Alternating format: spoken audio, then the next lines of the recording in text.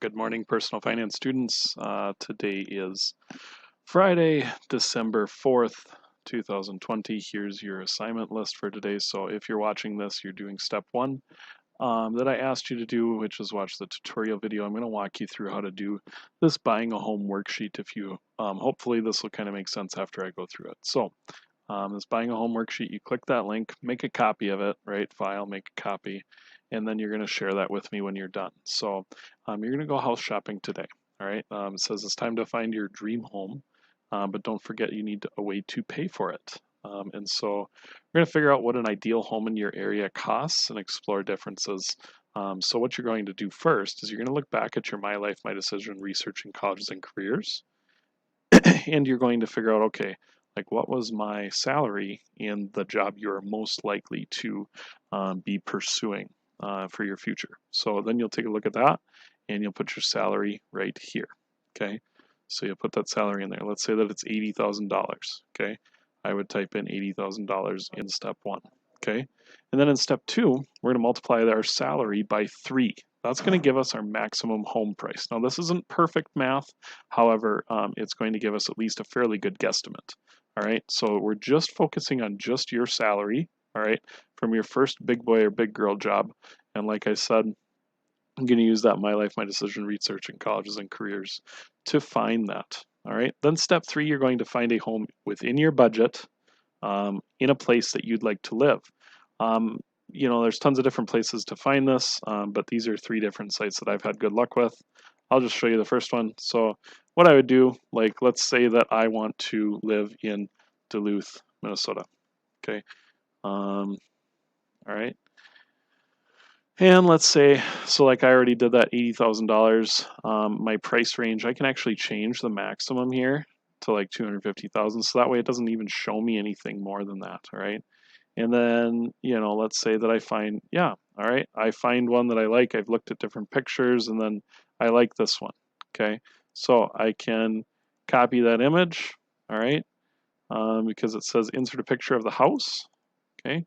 And I just go paste, right? And it'll go right there for me, okay?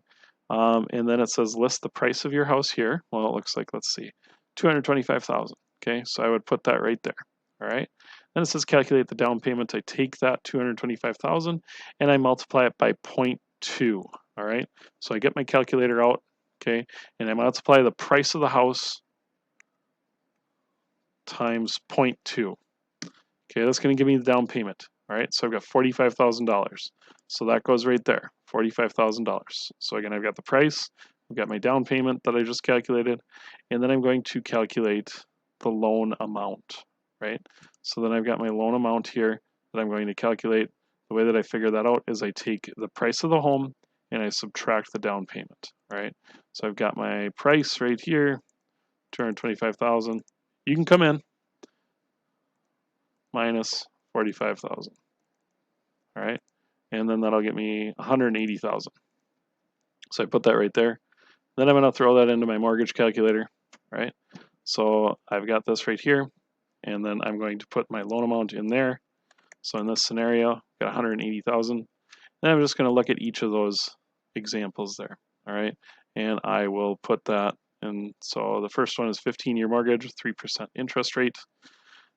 There's the amount paid over the loan term and the minimum monthly payment.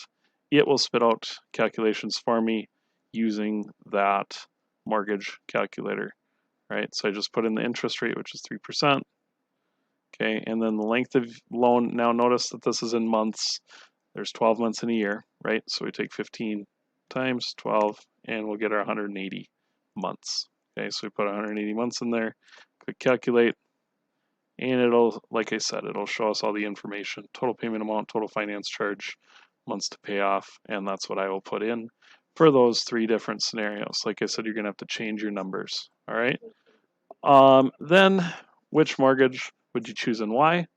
You look at each of these 3 scenarios. This green stuff here is basically just asking you who should Sean loan money to and why. And then the blue section says, would you buy or pass this house? So basically you look at each scenario and you decide, okay, would I buy that house or would I pass on it? And that's it. Like I said, let me know, drop into my office hours if you have questions.